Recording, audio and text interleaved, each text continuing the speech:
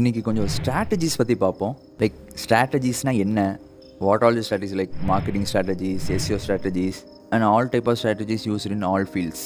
So இந்த ஸ்ட்ராட்டஜிஸ்னால் என்ன, ஸோ அதை பற்றி இன்னும் கொஞ்சம் டீப்பாக என்னென்னு தெரிஞ்சுக்கலாம்.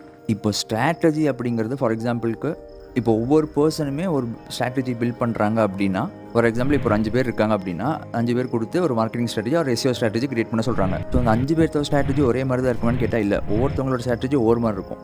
இப்போ ஸ்ட்ராட்டஜின்னு பார்த்தீங்கன்னா ஒவ்வொருத்தவங்களோட ஸ்ட்ராட்டஜி ஒவ்வொரு மாதிரி இருக்கிறனால இப்போது பார்க்குற ஆடியன்ஸ் காமன் பீப்புளுக்கு என்ன தோணும் அப்படின்னா, இதெல்லாம் நம்புற மாதிரி அங்கே இருக்குது, இதெல்லாம் நடக்கும், என்னங்க பேசுகிறீங்க அப்படிங்கிற மாதிரிலாம் தோணும், அப்படிங்கிற மாதிரி ஃபீல் ஆகும்.